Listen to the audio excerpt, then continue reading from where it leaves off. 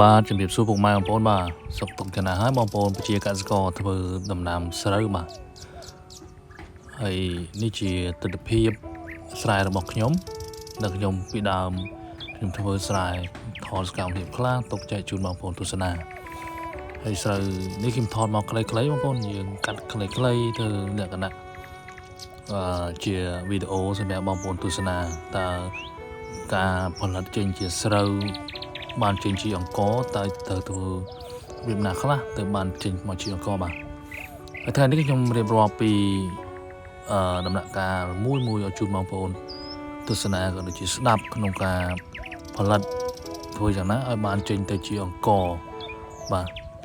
ហើយសម្រាប់ខ្ញុំនេះខ្ញុំធ្វើលក្ខណៈបែបថាកសិកម្មទំនើបបងប្អូនដោយសារពិបាករកនៅមនុស្សបាទជួលនៅក្នុងការបាញ់ថ្នាំបាញ់អីធ្វើអ្វីផ្សេងគឺពីច្រើនខ្ញុំប្រើទៅលើគ្រឿងអេឡិចត្រូនិកដូចជា drone ហើយនឹងសម្រាប់ការបាញ់ថ្នាំបាញ់អីបងប្អូនបាទហើយស្រូវនេះគឺជាប្រភេទស្រូវស្រងាយស្រាលបងប្អូនរយៈពេល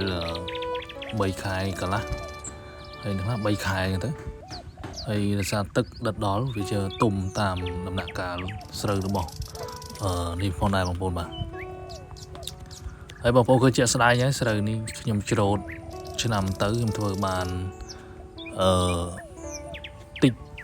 តែឆ្នាំនេះខ្ញុំធ្វើបានទិន្នផលគឺច្រើនបាទដោយសារយើងដាក់ជីដាក់អីឲ្យបានតាមលក្ខណៈបច្ចេកទេសត្រឹមត្រូវទៅក៏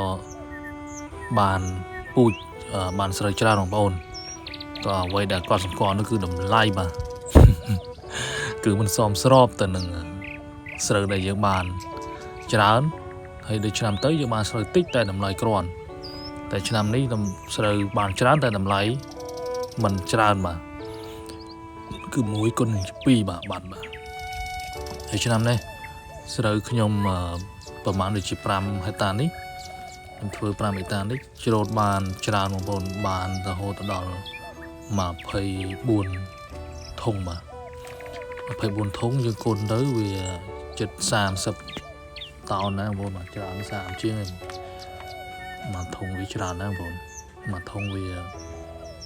មួយតោន250គីឡូបាទហើយស្រូវស្ងាយស្រាលនេះស្រួលធ្វើជាបងប្អូនបាទតែឥឡូវ